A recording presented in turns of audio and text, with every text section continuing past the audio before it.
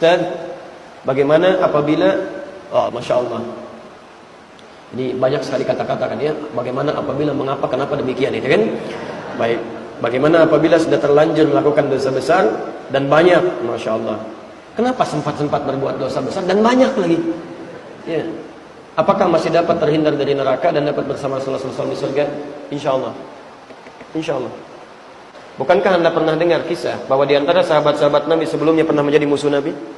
Ada yang mengancam Nabi, ada yang ingin membunuh Nabi, bahkan musyrik juga, menyembah berhala, Masya Allah dan sebagainya. Tapi setelah itu mereka bertobat, mendekat kepada Allah. Kemudian baik keislamannya. Bahkan disebutkan oleh Nabi SAW, termasuk orang yang masuk surga tanpa hisab. Di antaranya bahkan menjadi sahabat-sahabat Nabi yang mulia. Bukankah Umar pernah menjadi musuh Nabi? Bukankah Umar pernah musyrik? Bukankah perbuatannya luar biasa buruk sebelum masa masuk Islam?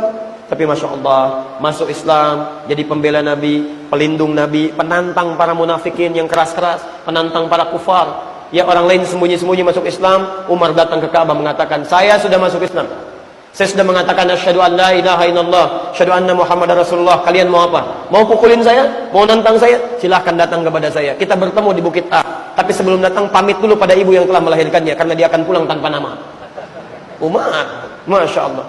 Orang takut dengan Abdullah bin Ubay bin Salul. Masya Allah, karena tokoh di Madinah. Orang menghindar pelan-pelan, Umar tidak.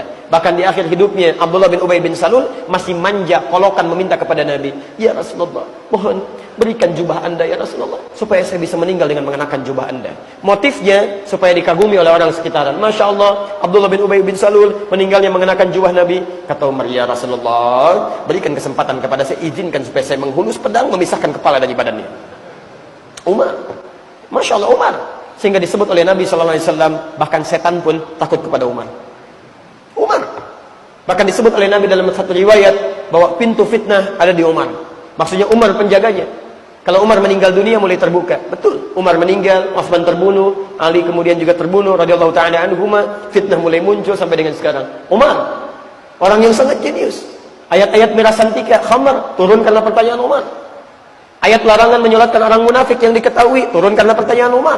Masya Allah, Umar bin Khattab radhiyallahu ta'ala anhu. Dan disebut oleh Nabi SAW, masuk surga tanpa hisab. Masya Allah.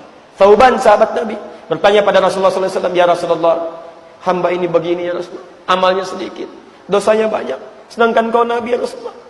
Di dunia hamba berjumpa dengan engkau, saya tidak tahu di akhirat berjumpa atau tidak. Anda orang paling takwa, levelnya Nabi, levelnya Rasul, amalan saya cuma begini ya Rasulullah. Apakah saya bisa berjumpa dengan engkau nanti ya Rasulullah? Masya Allah. Apa kata Nabi? Nabi diam, turun Quran. Surah keempat itu.